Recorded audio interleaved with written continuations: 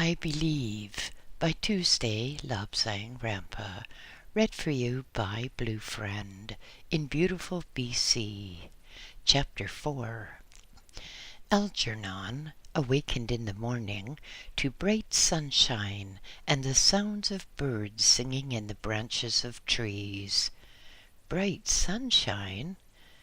Algernon remembered, with a start, that this was not sunshine. Here there was no sun. The air itself was alive. He pushed aside the coverlet and swung his feet out onto the floor and walked to the window. Outside, everything was as bright and as cheerful as it had been yesterday. Was it yesterday? Algernon was completely disoriented. He did not know if there were days or nights. There seemed to be no record of the passing of time. He went back to his bed and lay down upon the coverlet with his hands at the back of his head while he thought of all that had happened. Again there came a discreet knock at the door, and at his bidding a man entered. A very serious-looking man, one who appeared most thoroughly to know his duties. "I have come to talk to you," he said, "because we fear that you are in grave doubt as to the reality of what you are experiencing." Algernon put his hands by his side, and with his military training he almost lay to attention, as though he were in a military hospital. "Everything I have seen, sir," he said, "contradicts the teachings of the Christian Church. I expected to be met by angels. I expected them to be playing harps. I expected to see pearly gates and cherubim, but instead I find that the place might well be a glorified Green Park or Hyde Park or some other well-kept park. I might also," he said, "have been experiencing hallucinations in Richmond Park." The new doctor laughed and said, "Well, you're not a particularly strong Christian. If you had believed, let us say, a Roman Catholic, and you really believed in your religion, then you would have seen angels when you came here. And you would have seen those angels until the falsity of their appearance made you, instead, realize that they were but phantoms of your imagination. But here we deal in reality, because you are an experienced man of the world, because you have been a soldier and have seen death as well as life. You could see us as we really are."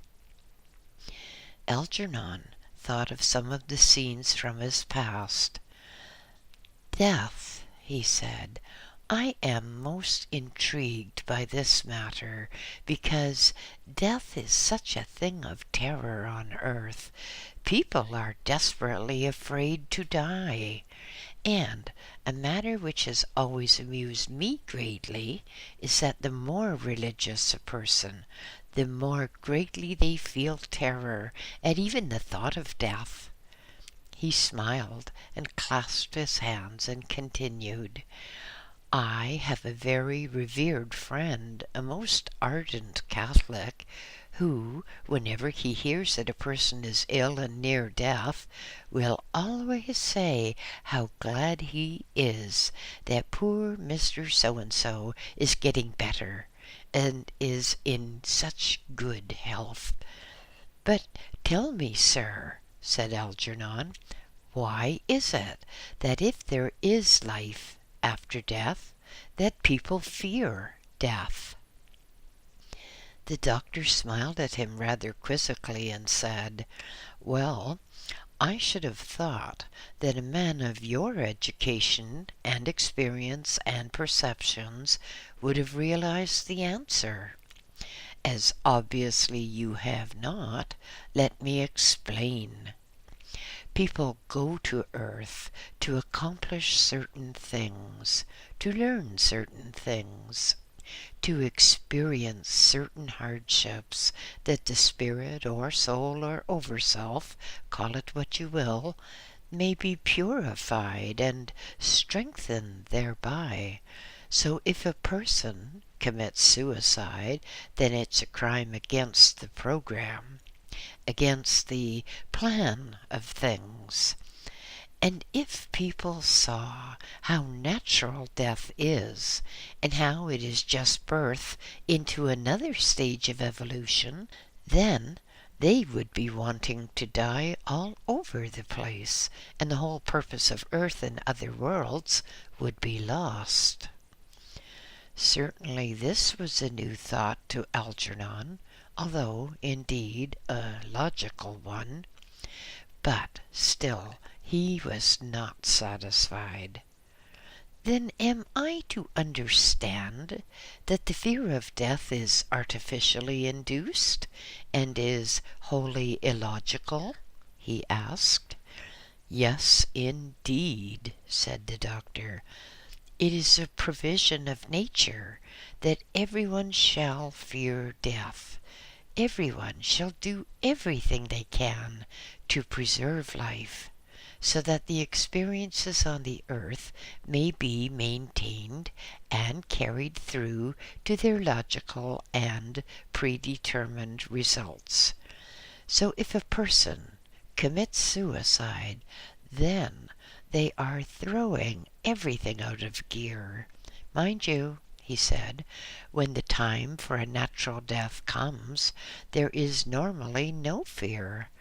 There's normally no pain, because people in another realm of the astral can say when a person is due to die, or, as we prefer, undergo transition. And as that time approaches, a form of anesthesia is generated, and instead of the pangs of death, there are pleasant thoughts, thoughts of release, thoughts of going home. Algernon started up in some indignation. Oh, but that cannot be, he said.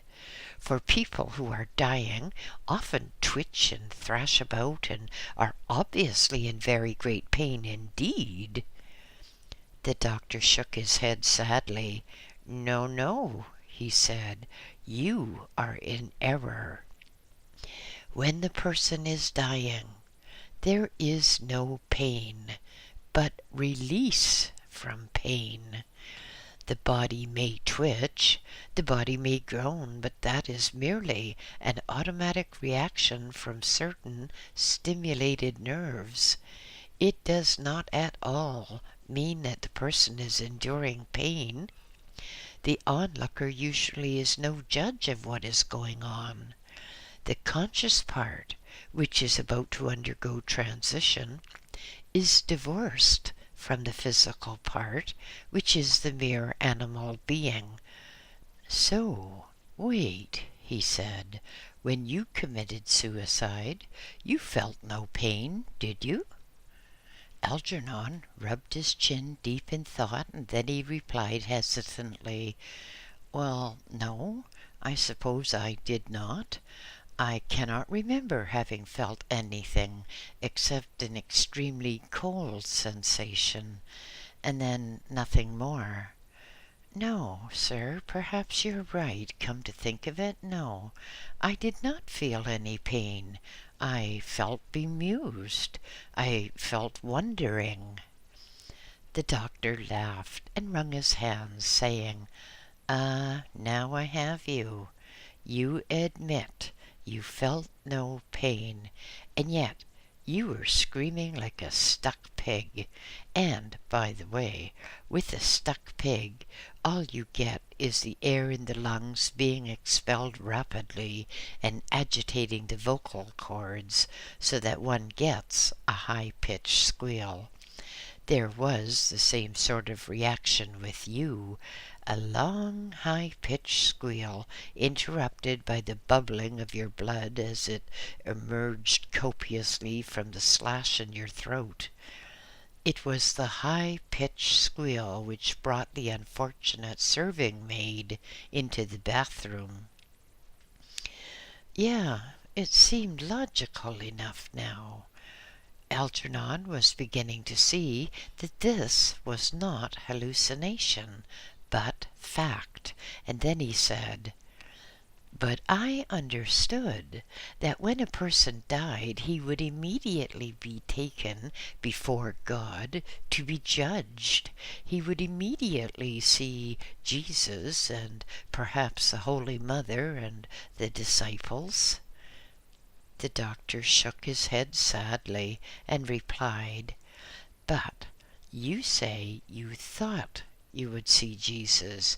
Supposing you'd been a Jew? Supposing you'd been a Muslim?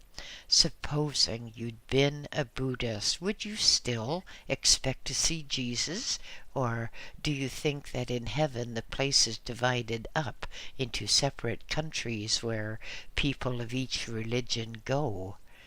No, the whole idea is absurd, nonsense, criminal folly, and foolish preachers on earth really pollute the population with their horrendous legends. People come here and they think they are in hell. There is no hell except earth." Algernon really jumped. He felt his body twitch as though on fire. "Oh, then am I in heaven?"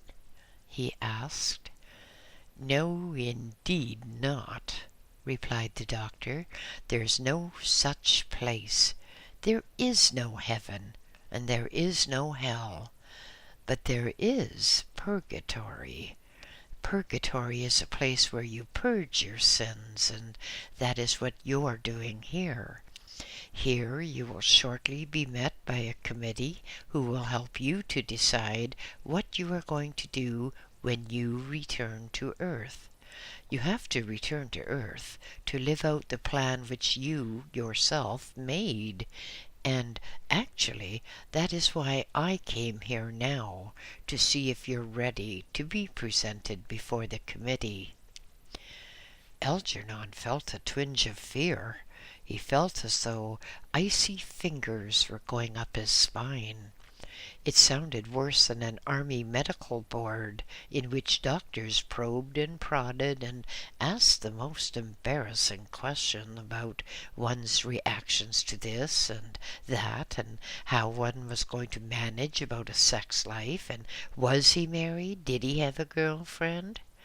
No, Algernon could not summon any enthusiasm whatever for going before the board of what? "Well," he said, "surely I am to be given time to recover somewhat from the extreme trauma of passing over from life to this. Admitted that I came here of my own volition through committing suicide, which appears to be such a heinous crime, but I still think I should be given some time to recover and see what I want to do. And while I'm on the subject," he said, "how can suicide be such a heinous crime if people do not know that they are committing a crime? I always understood that if a person was not conscious of doing ill, then he could not be punished for doing so." "Oh, nonsense!" exclaimed the doctor. "You are like all those of your ilk who think that because you come of a higher class, you're entitled to special consideration. You always try to rationalize. It seems to be a vice of your type. You knew perfectly well that it was wrong to commit suicide. Even your own peculiar form of religion, as taught down there, instills in you that self-destruction is a crime against the person, against the state, and against the church. Algernon looked frightfully sour and said, "Then how do you account for Japanese who commit suicide if things go wrong with them? If a Japanese man thinks he's lost face, then he disembowels himself publicly. That's suicide, isn't it? He's doing what he believes, isn't he?"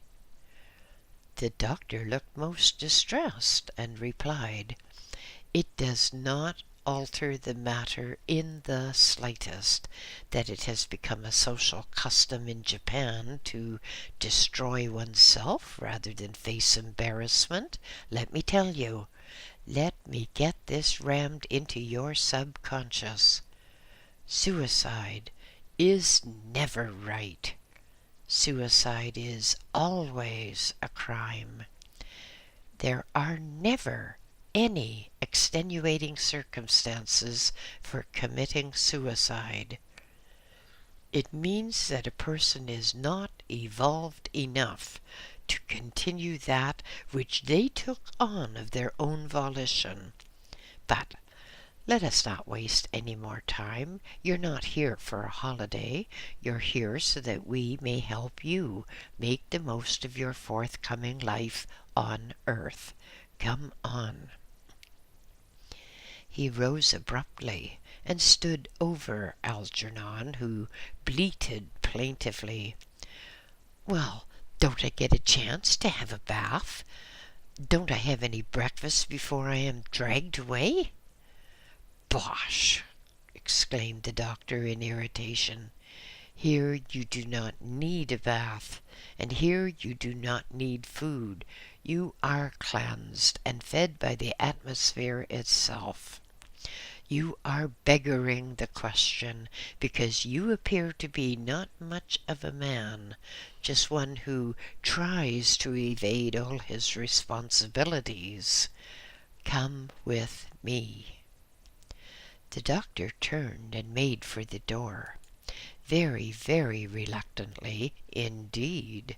Algernon rose slowly to his feet and followed him. The doctor led the way out. They turned to the right and entered a garden which Algernon had not previously seen. The atmosphere was wonderful. There were birds in the air and many pleasant animals lying around, and then, as the doctor and Algernon turned a corner, there appeared another building. It looked as though it were a cathedral. There were spires to it, and this time, instead of a ramp going up, there were many, many steps. They climbed the steps and went into the cool recesses of a mighty building. Many people occupied the entrance. There were people sitting on comfortable benches around the walls. Again, in the center of the vestibule, there was what seemed to be a reception desk, circular as before, but this time it was staffed by much older people. The doctor led Algernon up and said, "We have come to go before the council." One of the assistants rose to his feet and said, "Please follow me." With the assistant leading the way, the doctor and Algernon followed. After a short walk down a corridor, they turned left into an anteroom. The assistant said, "Wait here, please," while he continued and knocked on a door and entered when bidden to do so. The door closed behind him, and there could be heard the very faint murmur of voices. Some moments later, the assistant came out again and held the door open, saying, "You may enter now." The doctor jumped to his feet and took Algernon by the arm and led him in. Involuntarily, Algernon stopped in astonishment when he entered the room. It was a very large room indeed, and in the center there was a globe slowly turning, a globe with blues and greens. Instinctively, Algernon knew that this was a simulacrum of the earth. He was both fascinated and intrigued to see that the earth globe was turning without visible means of support. He seemed to be in space, gazing down upon the earth, which was illuminated by some unseen sun. There was a long table, very highly polished, very intricately carved, and at one end of the table a very old man was sitting, white-haired, white-bearded. He looked benign, but yet at the same time he gave an impression of sternness. He gave the impression that should the occasion warrant it, he could be a very tough person indeed. Algernon took a fleeting glance, and there seemed to be 8 other people sitting at the table. 4 were men and 4 were women. The doctor led him to a seat at the foot of the table. The table, Algernon saw, was so arranged, so shaped, that the other members could all see him without even turning in their chairs, and briefly he wondered at the craftsmanship which could have worked out such intricate geometry. The doctor said, "This is Algernon St. Clair de Bonkers. We have determined that he has reached a state of recovery which will enable him to profit by your advice. I present to you Algernon St. Clair de Bonkers." The old man at the head of the table nodded briefly for them to sit down, and then he said, "Algernon St. Clair de Bonkers, you are here because you have committed the crime of suicide. You killed yourself in spite of the plans you had made and in defiance of higher law.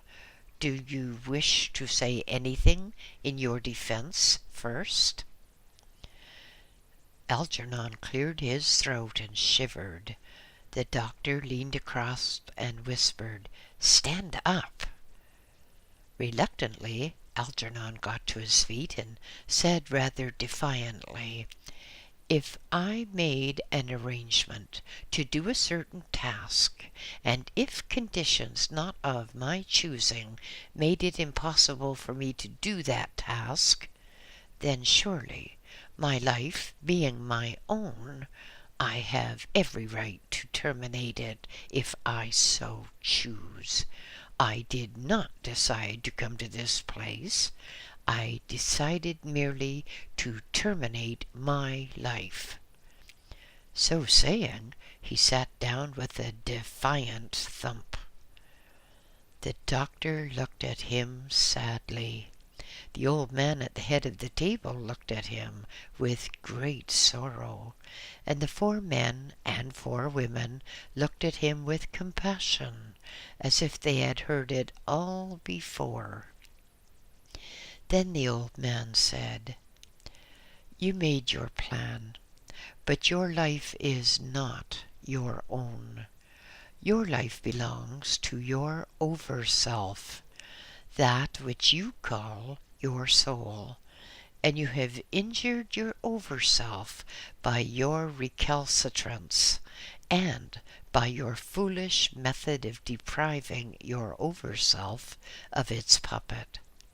Because of this, you will have to return to earth and live a whole life again, and this time, be sure you do not commit suicide.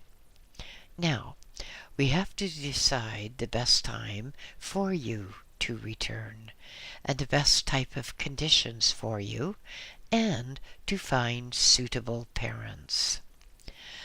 There was considerable rustling of papers, and one member rose from his seat and moved closer to the globe. For some moments he stood there looking at the globe, but saying nothing. Then, still silent, he moved back to his place at the side of the table and made a notation on his papers. "Algernon," said the old man, "you went down to earth in conditions of great comfort. You went down to an old established family where all your creature comforts were attended to. You had every possible consideration. Money was no object. Your education was of the very best obtainable in your country. But have you thought of the harm that you have done in your life? Have you thought of the brutality? Have you thought of how you used to strike servants? Have you thought of the young maid servants you have seduced?" Algernon jumped to his feet in indignation. "Sir," he exclaimed heatedly, "I was always told that the maidservants were there for an unmarried son's convenience, to be his playthings, to learn about sex. I have done no wrong, no matter how many maidservants I have seduced." He sat down, fairly seething with indignation. "Algernon, you know better," said the old man. "You know yourself that class, as you believe in it, is merely an artificial thing. On your world, if a person has money or comes from an old family which has been favored, then they have a lot of concessions. Whereas if a person is poor and has to work for one of those other families, they are denied concessions and treated as inferior creatures. You know the law as well as anyone, for you have lived many times, and you have all this knowledge within your subconsciousness." One of the women sitting at the table pursed her lips as though she had just tasted an extremely sour gooseberry, and she said primly, "I wish to put on record my opinion that this young man should restart his life as one of the underprivileged. He has had everything his own way. I think he should start again as the son of a lesser tradesman, or even the son of a cowherd." Algernon jumped to his feet in fury. "How dare you say things like that?" he shouted. "Do you know that blue blood runs in my veins? Do you know that my ancestors went on the Crusades? My family is one of the most respected families." He was interrupted in midstream of his speech, as it were, by the elderly chairman, who said, Now, let us not have arguments here. It will not do you any good at all. It will merely add to the load which you have to bear. We are trying to help you, not to add to your karma, but to help you to lessen it." Algernon broke in truculently, "Well, I am not having anyone say things about my forebears. I suppose yours came from brothel keepers or whorehouse managers or something. Pah!" The doctor firmly grasped Algernon's arm and pulled him down into the chair, saying, "Be quiet, you clown. You're making things so much worse for yourself. You don't know the first thing about this place yet. Keep quiet and hear what is said." Algernon subsided with the thought that he was indeed in purgatory, as he'd already been told. But then he listened to the chairman, who said, "Algernon, you are treating us as though we were your enemies. Such is not the case. You are not here as an honored guest, you know. You're here as one who has committed a crime. And before we go any further in this matter, there is one thing I want to make clear. There is no such thing as blue blood in one's veins. There's no such thing as inheriting class or caste or status. You've been brainwashed. You are bemused by the legends and fairy tales that you've been told." He stopped for a moment to take a sip of water, and then he looked at the other members of the board before continuing. "You must have in your mind the definite thought that entities from many, many worlds, from many, many planes of existence, go down to earth, one of the lowest of the worlds, to learn by hardship that which they seem incapable of learning by kindness. And when one goes down to the earth, one adopts the body most suited for the fulfillment of one's task. If you were an actor, you would realize that you're just a man, the actor, and you may be called upon to play many, many parts in a lifetime. So, during a lifetime, as an actor, you may have to dress as a prince or a king or a beggar. As a king, you may have to pretend that you are of the blood royal, but it is pretense only. Everyone in the theater really knows that. Some actors get carried away so much, as you have, that they really believe they are princes or kings, but they never want to be beggars. Now, no matter who you are, no matter how high your degree of evolution, when you come here, it is because you have committed the crime, and indeed a crime it is, of suicide. You come here so that you can atone for your crime. You come here so that we, in touch with higher planes, and also in touch with the earth itself, can suggest how best that atonement may be fulfilled." Algernon did not look happy at all. "Well, how did I know it was wrong to commit suicide? And what are you going to say about the Japanese who commit suicide for honor?" he asked, still with considerable truculence.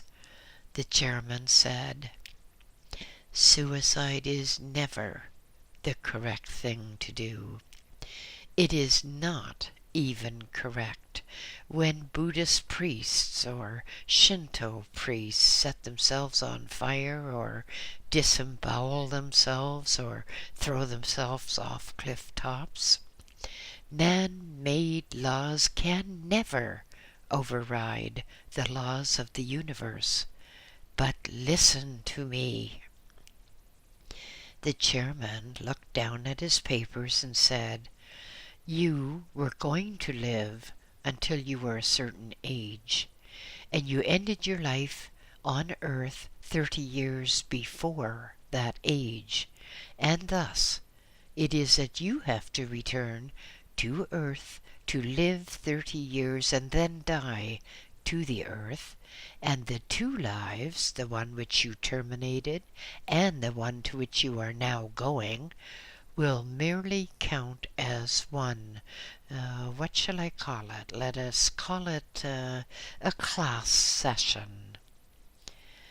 Another of the women fluttered a hand to attract the chairman's notice. "Yes, madam," he queried. "You have a comment?"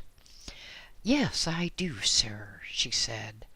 "I think the young man doesn't at all realize his position. He thinks he is so terribly superior to everyone else. I think perhaps he should be told of the deaths he has caused. I think he should be told more of his past." "Yes, yes, but as you are so very well aware he's going to see his past in the Hall of Memories," said the somewhat irritated chairman. "But, Mr. Chairman," said the woman, "the Hall of Memories interlude comes after, and we want this young man to listen to us now, sanely, if such a thing is possible in such a young man," she said, darting a glance at Algernon. "I think that he should be told more of his position now." The chairman sighed and shrugged his shoulders and said, "Very well. As it is your wish, we will alter our routine, and I suggest that we take the young man to the Hall of Memories now, so that he can see what makes us less than enamored of his self-styled attainments." There was a shuffling of chairs as they were pushed back, and the members of the board rose to their feet. The doctor also rose in some dismay and said, "Come on, you've asked for it," to Algernon. Algernon looked quite indignantly from one to the other, and he rasped, "Well, I didn't ask to come to this place. I don't know what you're all making such a commotion for. If I have to get back to Earth, then let me get back to it and get on with it."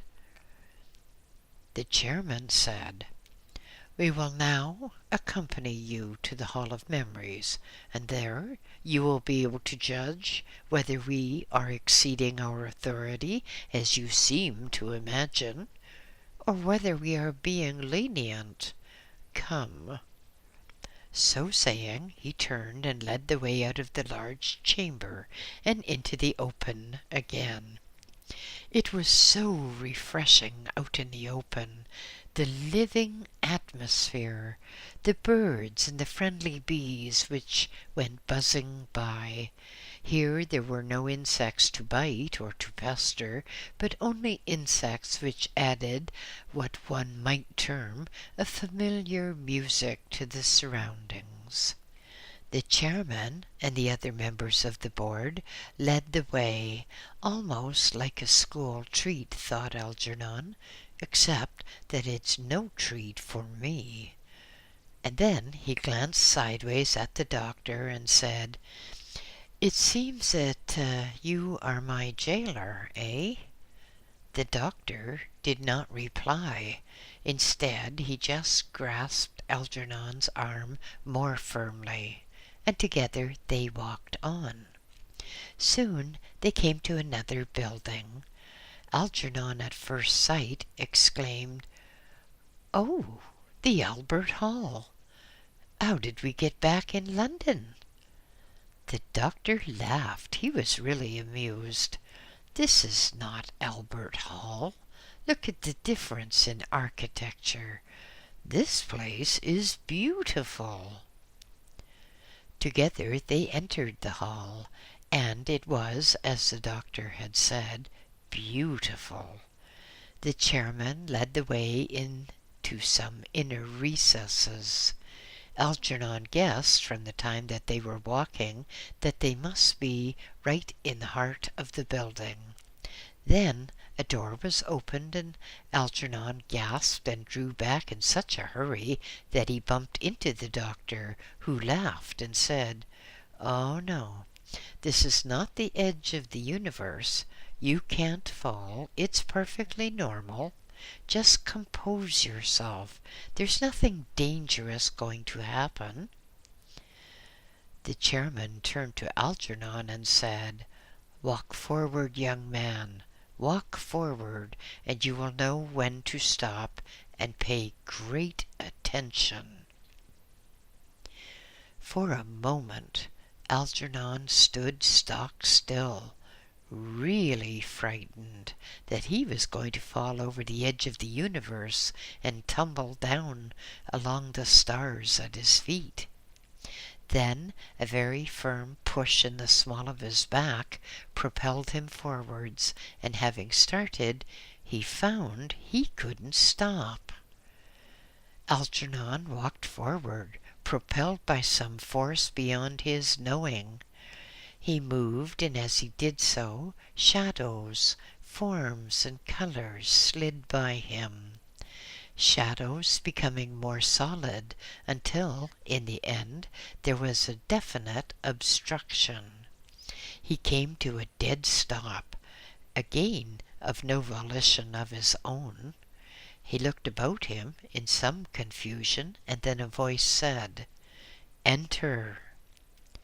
Again, through no conscious effort on his part, Algernon moved forward, and through what seemed to be an impenetrable wall. There was a terrible, traumatic feeling of falling. Then Algernon seemed to be disembodied. He was looking down at a scene. A nurse was holding out a baby which had just been delivered of his mother. A fierce-looking gentleman was looking down at the baby, and then suddenly he twirled his mustache and said to the nurse, "Horrible little creature, isn't it?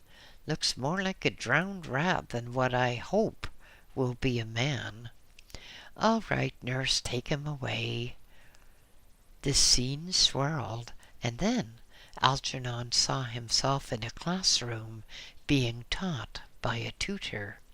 He saw himself playing rather mean tricks on the tutor, who could not say much about it because Algernon's father was an extremely autocratic aristocrat who regarded tutors and governesses and all employed people as menials beneath contempt.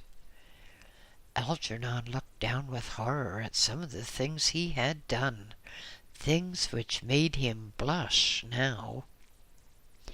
Then the picture changed again. He was older now, perhaps 14. He guessed himself to be between 14 and 15, and then he saw himself looking somewhat furtively out of a doorway in what was a fairly deserted part of the family manor. A pretty young maidservant came along, and Algernon ducked back, but as she passed the door he leapt out, grabbed her round the throat, dragging her into the room.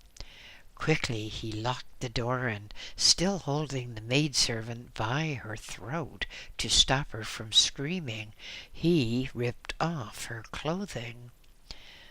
Algernon grew hot at the thought of what he had done. Then again the scene changed. He was standing in his father's study. The weeping maidservant was standing there as well. Algernon's father was twirling his mustache and listening to what the girl had to say, and then he laughed harshly, and he said, "My good heavens, woman, don't you understand that a young gentleman has to find out about sex? Why do you think you're here? If you cannot accept a little thing like that, get out of my house." Imperiously he raised his hand and slapped the girl across the face. She turned and ran weeping from the room. The father turned to Algernon and said, "So you've been blooded, young man. You're no longer a virgin, eh? Well, keep up the good work, get in your practice. I want to see many strong sons born to this house before I depart this world." So saying, the father dismissed Algernon at a gesture. The picture changed and changed again.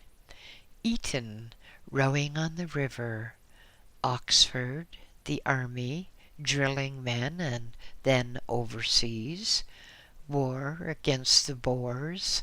Algernon looked with horror at the pictures. He saw himself giving orders to his men to mow down a defenseless, frightened family who did nothing but fail to understand an order in English because they spoke only Afrikaner. He saw the bodies flung in the ditch at the side of the road, and he saw himself laughing callously as a young girl was speared through the abdomen with a bayonet and tossed aside. The pictures continued. Algernon was bathed in cold perspiration. He felt sick. He felt the most urgent desire to vomit, but could not. He saw the total of deaths mount: 70, 74, 78. 78 deaths. And then, just as he was going to kill the 79th, another man, a sniper, rose up and shot Algernon, so that he was no longer a man. The pictures went on until they seemed to have no more meaning for Algernon. He reeled away and leaned against a wall, and then, without knowing how, without having made a movement of his own volition, he found himself again in the company of the doctor and members of the board. They looked at him quizzically, and then, for a moment, a flicker of compassion crossed the face of the chairman, but he merely said, "Well, let's get back to our discussion." He turned and led the way out of the Hall of Memories and back to the boardroom. Again, in the room, the chairman said, "You have seen incidents of your life, and you've seen that, blue blood or red blood, you have committed many crimes, ending up by the crime of suicide.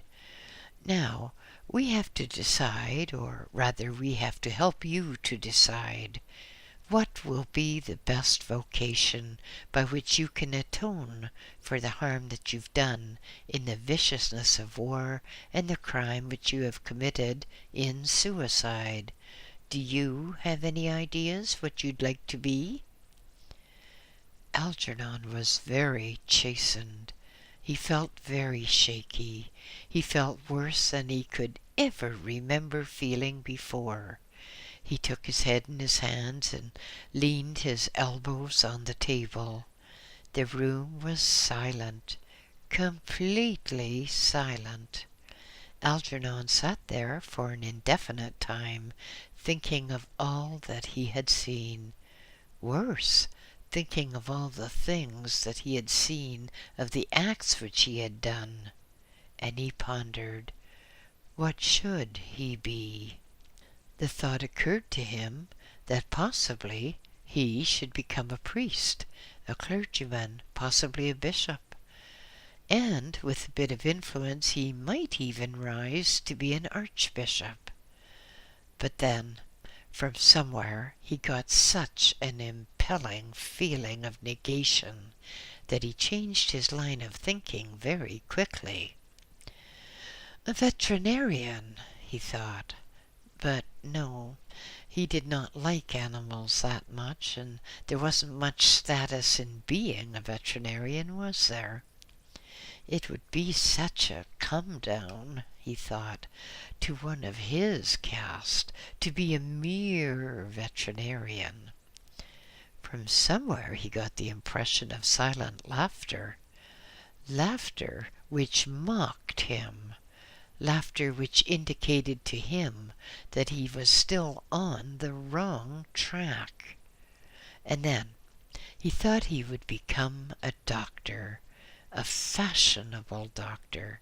He would work among the nobility, and possibly he could save 70 or 80 lives in his career, and then he would have a clean sheet with which to start another life at the end of this one, the impending one. One of the men spoke for the first time. "We have, of course, been watching your thoughts in this globe."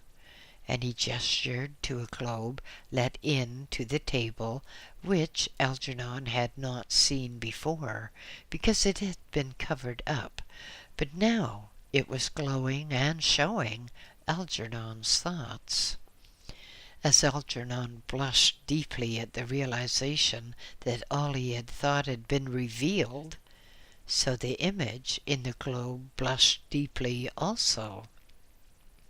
The chairman spoke.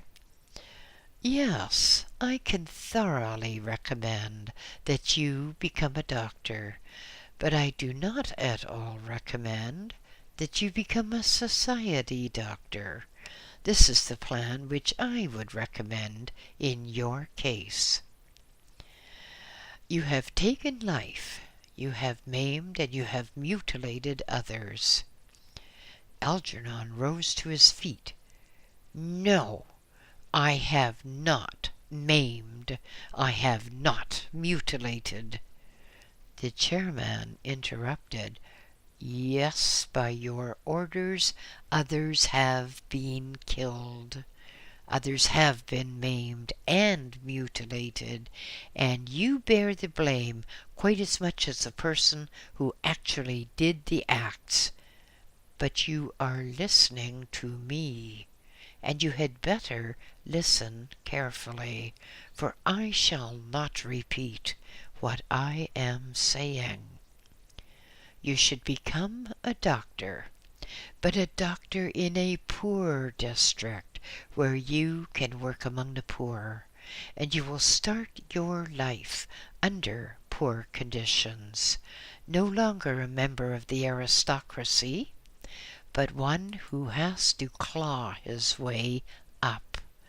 And in the 30th year of that life, your life will be ended, and you will return here if you repeat your suicide, or if not, you will go to a higher plane of the astral, where you will be prepared according to how well you have performed in the life which you are about to undergo." There was considerable discussion for some time, and then the chairman knocked with his gavel and said, "We will meet again to plan the parents you will have, to plan the area to which you will be born, and to arrange the date. Until that time, you may return to the house of rest. The meeting is now adjourned." Algernon and the doctor walked somberly along the garden paths, neither saying a word, and then the doctor took Algernon into the house of rest and showed him a suitable room, saying, "I will come back for you later, when I am so instructed." With the briefest of nods, he turned away and left, and Algernon sat in a chair with his head in his hands, the picture of misery, thinking of all that he had seen, thinking of all that he had done, and thinking, "Well, if this is purgatory, thank goodness there is no hell." End of chapter 4.